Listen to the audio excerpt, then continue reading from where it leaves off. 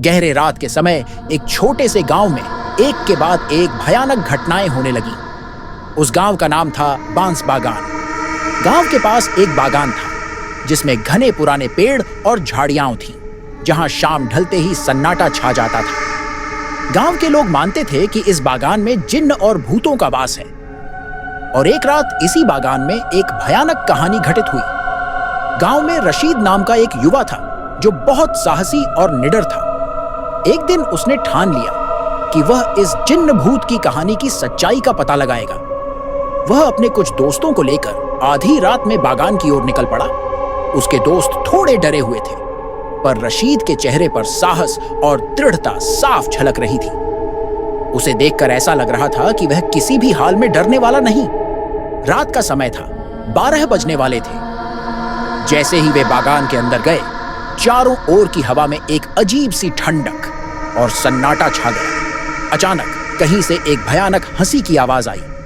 रशीद और उसके दोस्त एक दूसरे को देखने लगे। उनके चेहरों पर घबराहट के भाव साफ नजर आने लगे।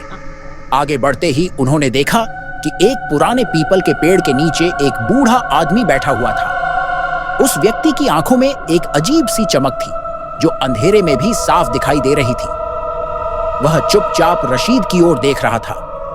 उसकी नजरों में एक रहस्यमयता थी जिससे उनके रोंगटे खड़े हो गए। डर के साथ साथ उनकी उत्सुकता भी बढ़ने लगी थी। बूढ़ा व्यक्ति बिना कुछ कहे सिर्फ हल्की सी मुस्कान के साथ उसे देखता रहा। रशीद के दोस्त उसे वापस चलने के लिए कहने लगे, पर रशीद नहीं माना। उसकी आंखों में एक अजीब सी जिज्ञासा थी। वह वहीं खड़ा रहा। तभी उस बूढ़े ने गंभीर आवाज में कहा, तुम लोग इस बागान में क्यों आए हो? यहां कोई रात में नहीं रुकता। रशीद ने साहस करके कहा, हमने सुना है यहां जिन्न और भूतों का वास है। हम सच्चाई जानना चाहते हैं। उसके शब्दों में हिम्मत तो थी, पर एक हल्की सी घबराहट भी थी। वृद्ध ने कुछ देर चुप्पी साधी, फिर कहा, इस बागान में सालों पहले एक पीर का मकबरा था। वह एक जिन्न का सरदार था जो इस बागान में रहता था। वह बहुत शक्तिशाली था। जो भी उसे परेशान करता उसे वह श्राप दे देता था। आज भी यहां उसकी मौजूदगी है।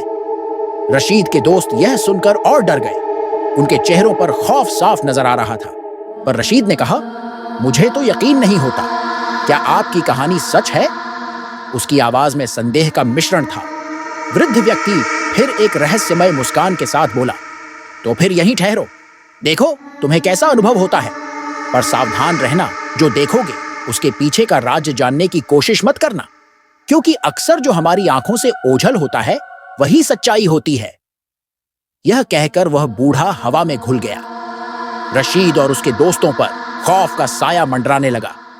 उन्होंने आगे बढ़ने का साहस छोड़ दिया, पर तभी उन्हें एक अजीब आवाज सुनाई दी, जैसे कोई पीछे से उन्हें पुकार रहा हो। उन्होंने पीछे मुड़कर देखा, पर वहां कोई नहीं था। बस अंधेरे में कुछ अजीब आंखें उन्हें घूर रही थीं। उनका दिल जोरों से धड़कने लगा, जैसे उनके इर्द गिर्द कोई अनजानी ताकत हो।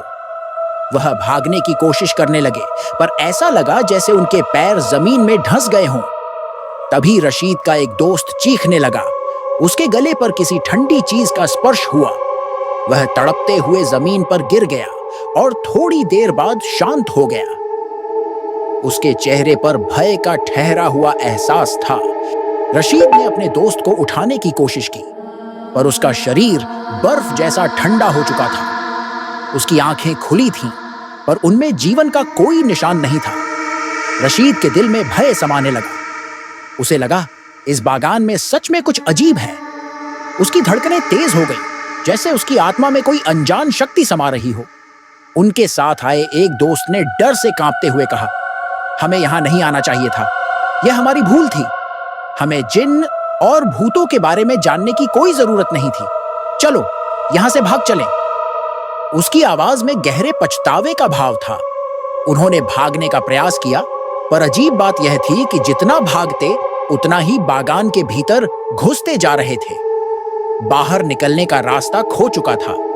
उन्हें लगा जैसे बागान ने उन्हें अपने में फंसा लिया हो। थोड़ी देर बाद वे फिर उसी पीपल के पेड़ के नीचे पहुंच गए। पेड़ के नीचे वह बूढ़ा व्यक्ति फिर खड़ा था। अब की बार वह चुप नहीं था, बल्कि उसके चेहरे पर एक खौफनाक मुस्कान थी। रशीद ने कांपते हुए उससे कहा, हमें छोड़ दीजिए, हम सिर्फ सच जानना चाहते थे कि यहाँ जिन्न और भूत हैं या नहीं। उसकी आवाज में डर और पछतावा दोनों झलक रहे थे। वृद्ध ने जोर से हंसते हुए कहा, तुमने जो देखना चाहा वह देख ही तो लिया। अब तुम हमेशा के लिए यहीं रहोगे, इस दुनिया के रहस्यों में बंधे हुए। उसकी आवाज में एक अजीब सी धमकी थी जिसने उनके खून को जमा दिया। यह सुनते ही रशीद के दोस्तों ने होश खो दिया और रशीद ने देखा उसके चारों ओर अंधेरा गहरा हो रहा है। उसे लगा जैसे वह इस बागान का हिस्सा बन रहा है। उसके चेहरे पर एक मिला जुला भाव था, हैरानी, खौफ और निराशा का। अगले दिन सुबह गांव के लोग रशीद और उसके दोस्तों को ढूंढने निकले, पर बागान में कोई नहीं मिला। केवल पीपल के पेड़ के नीचे कुछ ताजा पैरों के निशान और थोड़ी सी टूटी हुई घास पड़ी थी। कोई नहीं जानता कि उस रात के बाद रशीद और उसके दोस्तों का क्या हुआ। आज भी जब लोग बागान में जाते हैं तो कहते हैं कि गहरे रात में वहां कुछ छायाएं दिखती हैं और किसी की खौफनाक हंसी सुनाई देती है। गांव के लोग मानते हैं कि रशीद और उसके दोस्त उसी बागान का हिस्सा बन गए हैं।